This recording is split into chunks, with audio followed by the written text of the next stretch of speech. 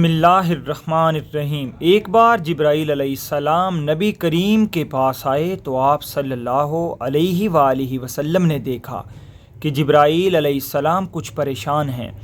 آپ صلی اللہ علیہ وآلہ وسلم نے فرمایا، جبرائیل کیا معاملہ ہے کہ آج میں آپ کو غمزدہ دیکھ رہا ہوں؟ جبرائیل نے عرض کی، اے محبوب کل، میں اللہ پاک کے حکم سے جہنم کا نظارہ کر کے آیا ہوں۔ اس کو دیکھنے سے مجھ پہ غم کے آثار نمودار ہوئے ہیں۔ نبی کریم صلی اللہ علیہ وآلہ وسلم نے فرمایا، جبرائیل مجھے بھی جہنم کے حالات بتاؤ۔ جبرائیل نے عرض کی، جہنم کے کل 7 درجے ہیں، ان میں جو سب سے نیچے والا درجہ ہے اللہ اس میں منافقوں کو رکھے گا۔ اس سے اوپر والے 6 درجے میں اللہ تعالیٰ مشرک لوگوں کو ڈالیں گے۔ اس سے اوپر 5ویں درجے میں اللہ تعالیٰ سورج اور چاند کی پرستش کرنے والوں کو ڈالیں گے۔ 4تھے درجے میں اللہ پاک آتش پرست لوگوں کو ڈالیں گے۔ 3رے درجے میں اللہ پاک یہود کو ڈالیں گے۔ 2 درجے میں اللہ تعالیٰ عیسائیوں کو ڈالیں گے۔ یہ کہہ کر جبرائیل علیہ السلام خاموش ہو گئے تو نبی کریم صلی اللہ علیہ وآلہ وسلم نے فرمایا، جبرائیل آپ خاموش کیوں ہو گئے؟ مجھے بتاؤ کہ پہلے درجے میں کون ہوگا؟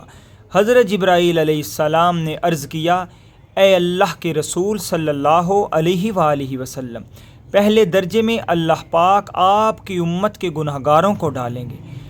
جب نبی کریم نے یہ سنا کہ میری امت کو بھی جہنم میں ڈالا جائے گا تو آپ صلی اللہ علیہ وآلہ وسلم بے حد غمگین ہوئے اور آپ نے اللہ کے حضور دعائیں کرنا شروع کیں۔ 3 دن ایسے گزرے کہ اللہ کے محبوب مسجد میں نماز پڑھنے کے لیے تشریف لاتے، نماز پڑھ کر حجرے میں تشریف لے جاتے اور دروازہ بند کر کے اللہ کے حضور رو رو کر فریاد کرتے۔ صحابہ کرام حیران تھے کہ نبی کریم صلی اللہ علیہ وآلہ وسلم پہ یہ کیسی کیفیت طاری ہوئی ہے۔ مسجد سے حجرے مبارک میں جاتے ہیں، گھر بھی تشریف لے کر نہیں جا رہے۔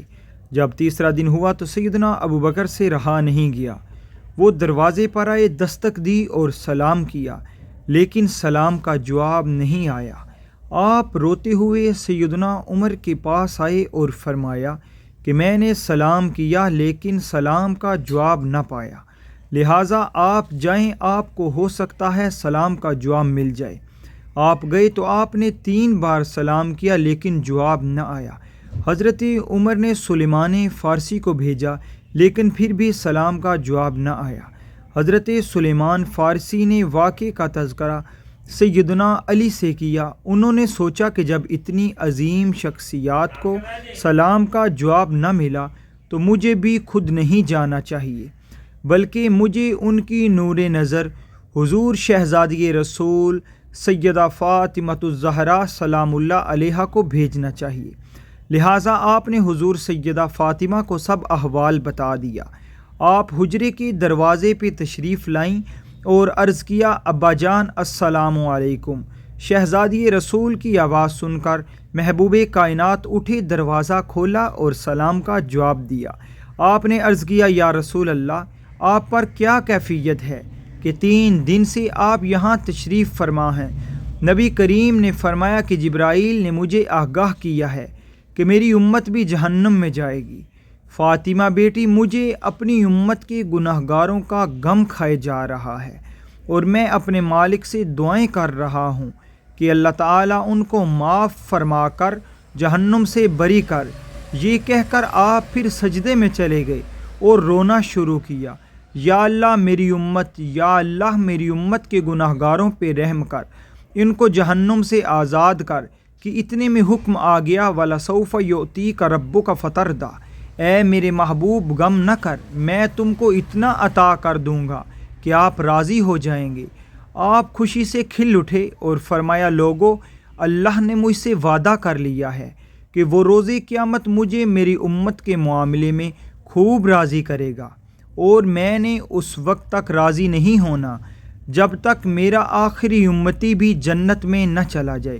اللہ پاک ہم سب کو اپنی سچی بندگی اور نبی پاک علیہ الصلاۃ والسلام کی سچی غلامی میں رکھے اور اسی غلامی کے ساتھ دنیا سے رخصت فرمائے، آمین۔ صلی اللہ علیہ وآلہ واصحابہ وسلم۔